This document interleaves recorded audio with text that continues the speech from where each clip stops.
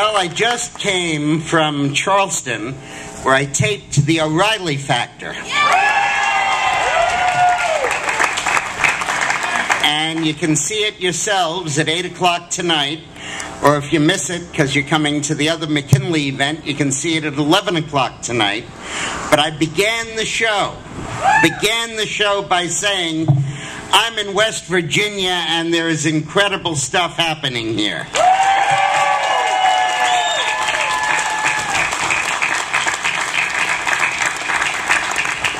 I told him that the Republicans' chances of taking the United States Senate just doubled.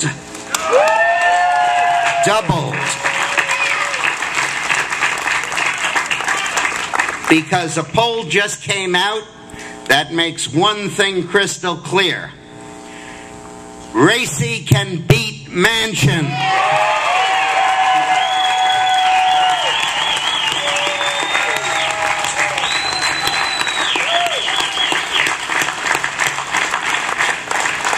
And then I did the Fox and the ABC affiliate in Charleston, and they asked me, what advice would you give Racy? So I did it on TV, and I'll give it to you in person. I said, 70% of the people in that poll say they approve of the job Manchin is doing as governor. But only 48% said they'd vote for him for the Senate. So my advice to him is his slogan should be, Manchin for governor.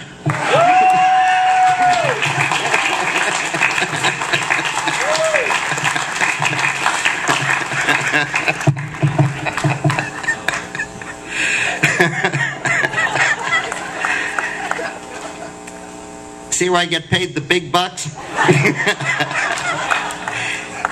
And what I said on that TV show, and I think it's very accurate, is that in many, many states throughout the United States, states like Texas or Alabama or Georgia, states that had historically been solidly Democrat, like West Virginia, they changed to Republican, but it's a process that was gradual. First, they voted Republican for president. Texas started to do that in 1972 when they voted for 1968 when they voted for Nixon. But they still voted Democrat for everything else. Then they switched and they voted Republican not just for president but for senator. And then they began to vote Republican for president, senator, and congressman. And then further down the road, only about 10 or 15 years ago, they began to vote Democrat for the federal offices, but also for governor. And they're still learning right now to vote Republican for state legislative office. The peeling back of the Democratic domination happens an inch at a time.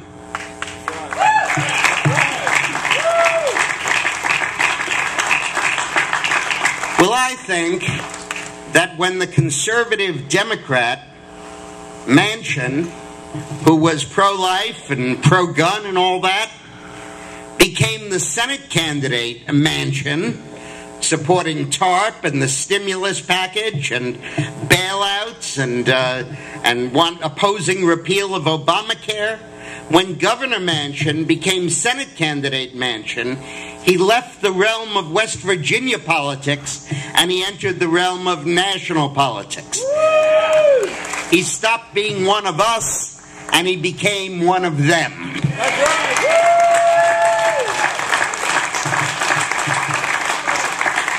Because we all know that there is no such thing in Washington as a conservative Democrat. That's right. It doesn't exist. In its nicest form, it's an anachronism, something left over from long ago. Doesn't make sense anymore. It's also an oxymoron, a phrase that fights with itself. Conservative Democrat, they're opposites. But at worst, it's a darn consumer fraud. That's right. That's right.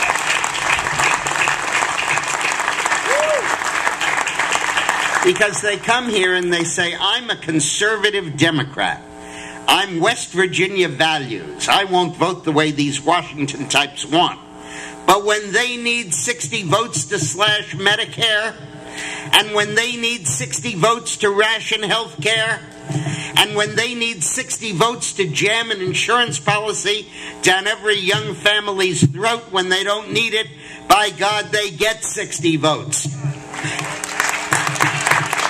And you and I both know, we both know, that the only difference between a liberal Democrat and a conservative Democrat is how much you have to pay to bribe them to vote liberal.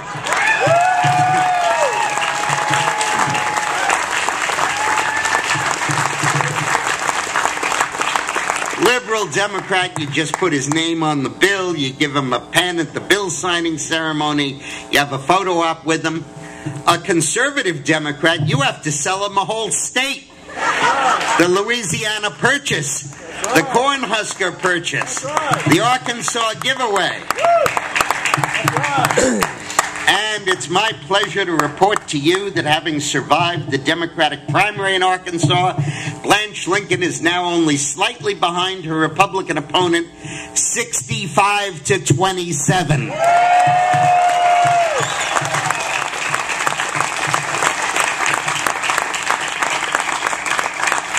So let me just spend a moment on how important this man here is.